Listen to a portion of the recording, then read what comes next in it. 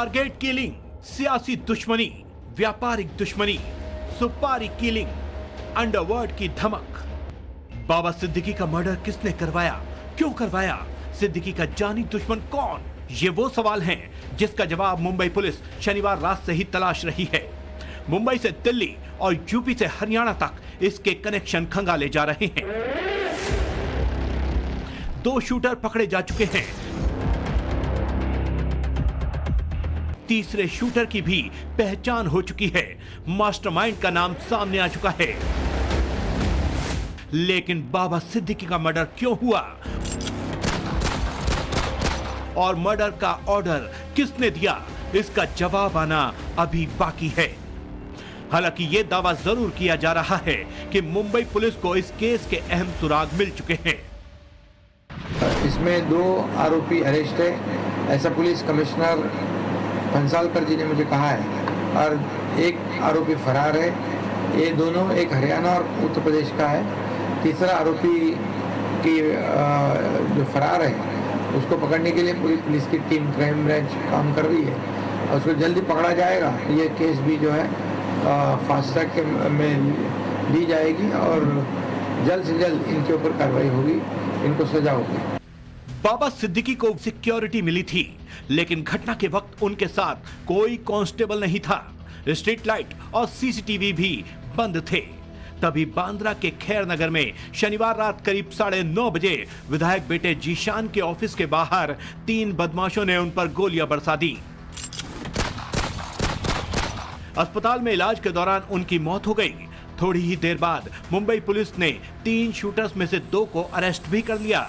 एक फरार है, 1 शूटर हरियाणा और 2 यूपी के बहराइच के रहने वाले बताए जा रहे हैं।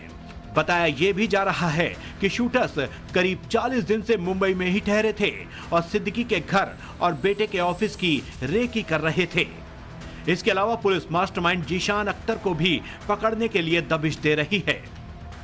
इस घटना के तुरंत बाद जो भी पुलिस वहां पे मौके पे मौजूद थी, इसमें निर्मल नगर पुलिस स्टेशन के एपीआई दाभाड़े और उनके साथ के अधिकारी और कर्मचारियों ने बहुत ही बड़ा साहस दिखाते हुए इमीडिएटली एक्शन लेते हुए 2 एक्यूज को स्पॉट पे ही पकड़ने में सफलता उनको मिली है और इस ऑफेंस का भी इन्वेस्टिगेशन क्राइम ब्रांच की तरफ से हर एक एंगल से किया जा रहा है।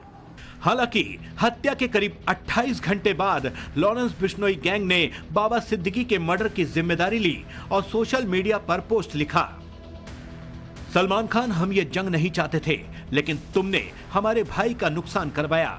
आज जो बाबा सिद्दीकी के शराफत के पुल बना रहे हैं, एक टाइम में दाऊद के साथ मकोका एक्ट में था।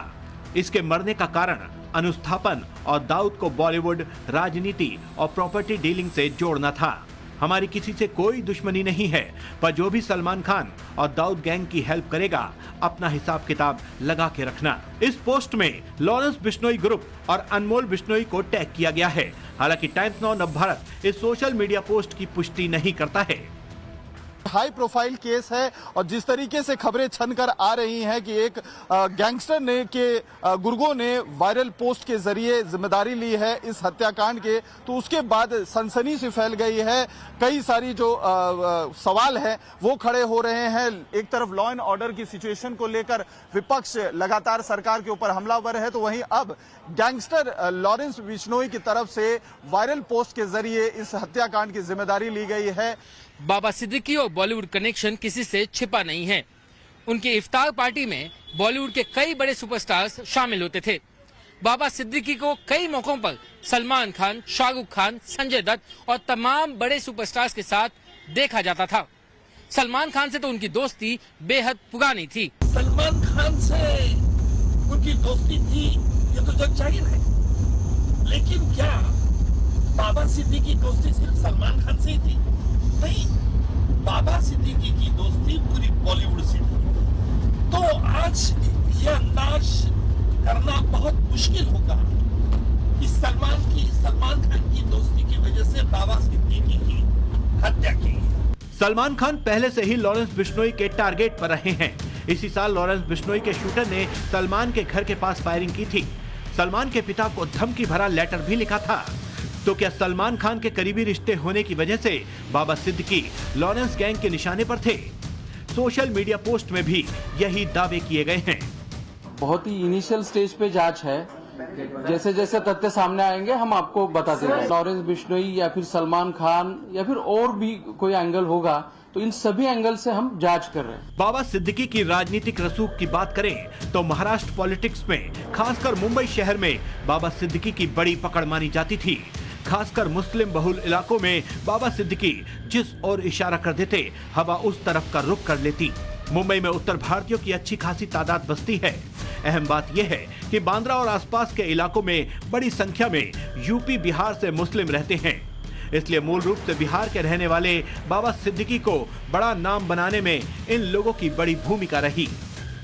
2 बार के बीएमसी कॉर्पोरेटर, 3 बार कांग्रेस के विधायक और 1 बार मंत्री रह चुके बाबा सिद्दीकी महाराष्ट्र की राजनीति में एक बड़ा नाम था। 48 साल तक कांग्रेस में रहने के बाद बाबा सिद्दीकी ने इसी साल लोकसभा चुनाव से ठीक पहले अजित पवार की एनसीपी में शामिल हो गए थे और अब तकरीबन 1 महीने बाद होने वाले महाराष्ट्र विधानसभा चुनाव से ठीक पहले बाबा सिद्दीकी की हुई हत्या पर कई सवाल खड़े हो गए हैं। विधानसभा चुनाव से पहले हत्या के पीछे क्या साजिश हो सकती है? क्या बाबा सिद्दीकी राजनीतिक हत्या का शिकार हुए? क्या टारगेट किलिंग के तहत बाबा सिद्दीकी को मारा गया? क्या बिजनेस राइवलरी में बाबा सिद्दीकी का मर्डर हुआ? या इस हत्याकांड में कोई गैंगस्टर या अंडरवर्ल्ड का कनेक्शन है? मुंबई पुलिस और महाराष्ट्र सरकार इन सवालों के जवाब तलाश कर रही है। मुंबई पुलिस की 15 टीमें जांच में जुटी हैं। 10 टीम दूसरे राज्यों में पड़ताल कर रही हैं। क्राइम ब्रांच की तरफ से 15 टीमें हमारी बाहर है। हर एक एंगल से हम इस ऑफेंस का इन्वेस्टिगेशन कर रहे हैं। जहां जहां पे हमें बाहर की पुलिस की सहायता चाहिए उनकी सहायता ली जा रही है और टेक्निकल इन्वेस्टिगेशन, ग्राउंड इन्वेस्टिगेशन और बाकी और सारी चीजों का सहारा लेते हुए हम अभी इस केस को इन्वेस्टिगेट कर रहे हैं। आरोपी नंबर 1 गुरमेल सिंह, आरोपी नंबर 2 धर्मराज कश्यप, आरोपी नंबर 3 शिवराज कुमार उर्फ शिवा गौतम, आरोपी नंबर 4 मोहम्मद जीशान अख्तर। कोर्ट ने आरोपी गुरमेल सिंह को 21 अक्टूबर तक के लिए पुलिस कस्टडी में भेज दिया है, जबकि दूसरे आरोपी धर्मराज कश्यप को उम्र संबंधी मेडिकल जांच कराने के बाद फिर से कोर्ट में पेश करने के लिए कहा गया है, क्योंकि सुनवाई के दौरान आरोपी धर्मराज ने खुद के नाबालिग होने का दावा किया था। पुलिस वालों ने इसमें दोनों अक्यूज का 14 डेज का कस्टडी मांगा हुआ था, वेराज अक्यूज नंबर 1 जो है उनको 7 दिन का कस्टडी हुआ है एंड अक्यूज नंबर 2 उसका ऑसिफिकेशन टेस्ट आने के बाद ही has to be produced again before the court. अगर हमारे दर्शकों की आसानी के लिए आप बता दें ये टेस्ट होता क्या है, उसकी जरूरत क्यों पड़ी? ऑसिफिकेशन ये एज डिटरमाइनिंग टेस्ट होता है।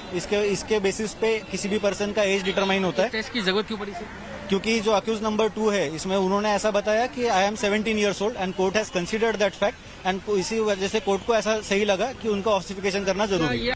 बाबा सिद्दीकी को गोली मारने वाले तीनों आरोपी गुरमेल, धर्मराज और शिव कुमार की मुलाकात हरियाणा की एक जेल में हुई थी।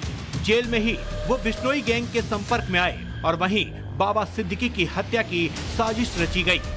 जबकि चौथा आरोपी जीशान अख्तर 7 जून को पटियाला जेल से बाहर आया था। जेल में रहने के दौरान उसकी लॉरेंस गैंग के गुर्गों से दोस्ती हुई और उसे ही इस प्लानिंग का मास्टरमाइंड बनाया गया। 15 दिन पहले ही बाबा सिद्दीकी को जान से मारने की धमकी मिलने के बाद उन्हें सुरक्षा मुहैया कराई गई थी, लेकिन इतनी बड़ी सुरक्षा के बावजूद उनकी हत्या पर सवाल उठ रहे हैं। 2 महीने से 1-2 आदमी उधर आके रहते और पुलिस को पता नहीं चलता है किस काम के लिए आए हैं, वो दररोज जाते किधर है। तो हमेशा बात कर रहा हूँ कि पुलिस में इंटरफियरेंस करना बंद कर दो। राजनीतिक दलों का और खास करके सत्ताधारियों का जो पुलिस के तलाश में जो इंटरफियरेंस हो रहा है उसके वजह से मुंबई के 12 बज गए। इस घटना को अंजाम देने के लिए दिन भी दशहरे का चुना गया ताकि पटाखों की आवाज में गोलियों का शोर दब जाए।